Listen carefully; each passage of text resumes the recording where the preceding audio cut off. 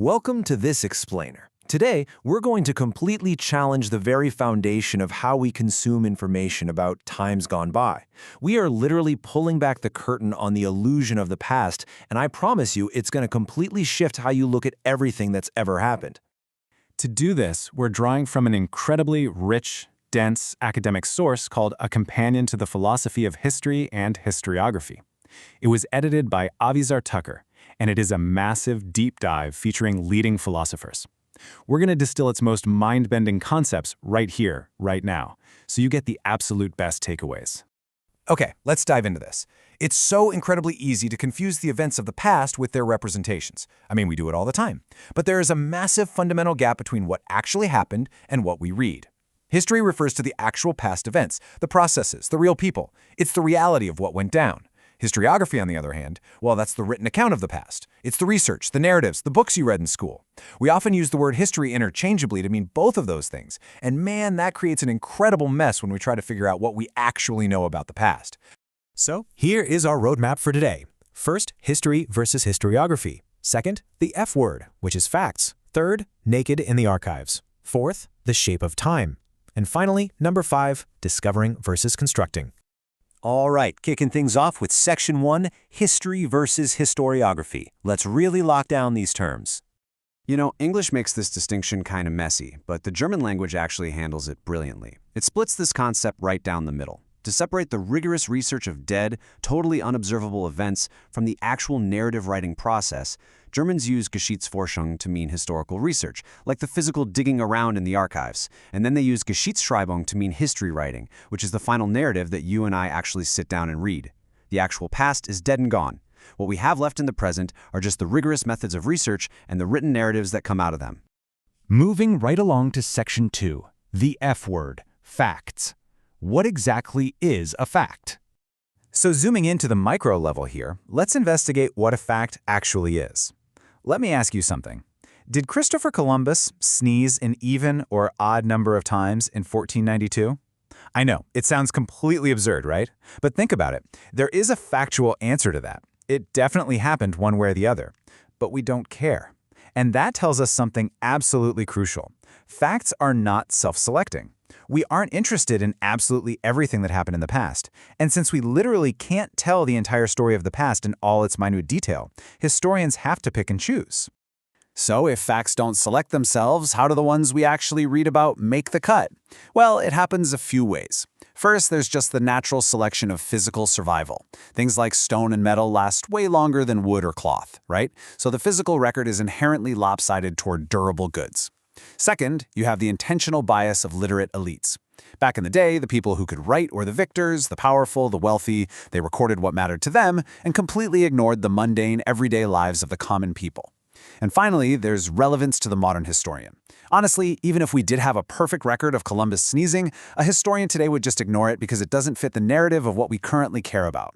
So the historical record is heavily biased by both the ravages of time and human intention. That brings us to Section 3, naked in the archives. Let's talk about context and evidence. Think of the historian's job a bit like a jury in a courtroom trial. Both are basically trying to solve a cold case. They have to figure out who did what using imperfect testimony from witnesses and material evidence that has been completely ripped out of its original context. But there's a massive difference here. A jury is made up of peers from the exact same cultural context as the defendant. A historian, they are definitely not a peer of the people living hundreds or thousands of years ago. They are judging all this evidence totally, wildly out of context. So the crucial point here is summed up perfectly by the philosopher Arthur Danto. He said, one does not go naked into the archives. What he means is that historians never just passively collect data. No way. They walk into the archives fully dressed in their own cultural biases, their modern language, their professional training, and their theoretical perspectives. Every single piece of evidence they look at is filtered through the lens of their present-day reality. To extract information from the past, the historian literally has to add a little bit of information from the present just to make it make sense. Actually, the 19th century historian Johann Gustav Droysen had a pretty funny jab for anyone who claimed to do the opposite. He called the idea of pure, thoughtless objectivity eunuch objectivity. The whole point of that joke is that pure objectivity is completely impossible when humans study other humans. You can't just be an empty vessel passively absorbing facts. You have to categorize, you have to conceptualize, and you have to translate the past into terms that actually matter to us today. Zooming way out now for Section 4, the shape of time, let's look at cultural views on time. Because humans impose frameworks on the past, let's trace how the grand framework of time itself has evolved. In antiquity, time was often viewed as cyclical. Events just kept repeating, kind of like the seasons. But by the Middle Ages, with the rise of linear monotheism, time suddenly had a strict beginning with creation and an end with a final judgment. It became a straight line. Fast forward to early modernity, and this secularized into the idea of continuous infinite progress. So, depending on exactly when a historian lived, their very baseline assumption about whether history repeats itself, marches toward God, or marches towards some secular utopia fundamentally shaped their historiography. Now, what's really interesting about this is how contrasting radically different ancient cultures perfectly proves this point. In ancient China, thought was very holistic and cyclical. The focus was heavily on the present state and social harmony, and it was deeply influenced by the idea of an eternal heavenly mandate. They weren't super interested in a distant, linear future. But then look at ancient India. Their framework was epic and governed by karmic law. History was deeply focused on individual reincarnation across these vast, descending cycles of time.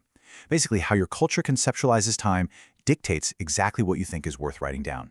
Which leads us to the climax of our explainer. Section 5, Discovering versus Constructing. This is the ultimate debate. This is the ultimate epistemological tension that underpins literally everything we've talked about today. On one side, you have realism.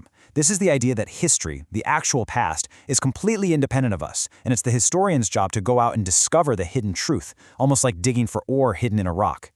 On the flip side, you have constructivism. This argues that history, at least as we know it, only exists as it is described. Because historians select the facts, bring their own cultural baggage, and apply their own shape of time to the narrative, they are essentially creating the past through their descriptions. So the big question is, are historians uncovering a hidden truth, or are they just painting a picture of themselves in the past? I want to leave you with this haunting, thought-provoking question from philosopher Peter Casso. He asks, how much of what we say about what happened in the past is a matter of discovering what in fact happened, and how much is a matter of imposing ourselves on the past?